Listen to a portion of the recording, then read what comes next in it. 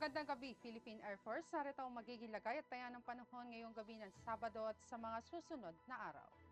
Sa kasalukuyan, naasahan natin ang patuloy na pag-iral ng shearline. Ito yung pagsasalubong ng malamig na hangin ng northeast monsoon at ang mainit na hangin mula easterly. Samantalang, ito ang makakaapekto particular nga dito sa may central at southern portion ng Luzon.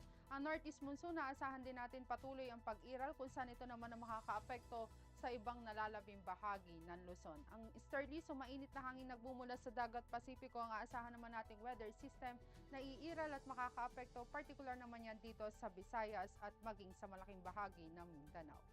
Asahan nga natin, dulot ng shearline, patuloy ang maulap na kalangitan na may kalat-kalat na pag-ulan, pagkidlat at pagkulog bukas, particular yan dito sa may Cagayan Valley, maging sa Isabela, Quirino, sa Aurora, sa Quezon, ganoon na rin sa Rizal at maging sa Laguna. Samantalang dulot naman ng easterly, aasahan din natin ang maulap na kalangitan na may kalat-kalat na pag-ulan, pagkidlat at pagkulog dito naman yan sa may Bicol region, maging sa Marinduque, sa Romblon at maging sa malaking bahagi ng Visayas.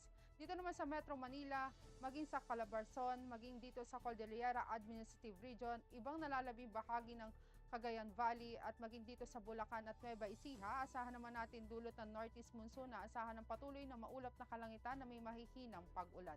Ang ibang nalalabing bahagi ng Luzon, asahan naman natin ng bahagyang maulap hanggang sa maulap na kalangitan na may mga mahihinang pag-ulan, dulot pa rin yan ng northeast monsoon.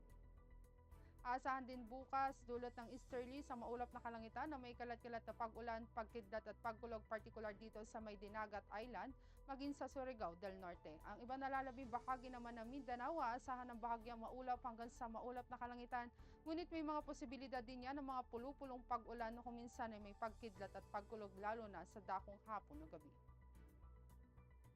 Para naman sa magiging lagayataan ng panahon pagsapit ng Lunes hanggang Miyerkules, aasahan pa rin natin ang bahagyang maulap hanggang sa maulap na kalangitan na may tsansa pa rin ng mga pag-ulan na kuminsan ay may pagkidlat at pagkulog dito sa Metro Manila, maging sa Cavite, ganoon na rin sa Lipa.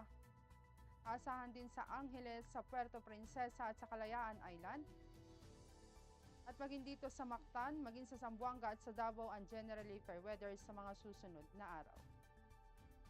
At para naman sa ating astronomical information, ang araw ay lumubog dito sa Metro Manila ng ganap na 17:43 at asahan natin sisikat bukas sa ganap na 06:24.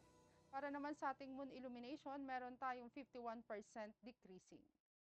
At yan ang latest update natin sa weather. Para manatiling updated sa lagay at taya ng panahon, i-follow lamang ang Air Force Weather Center sa aming mga social media accounts.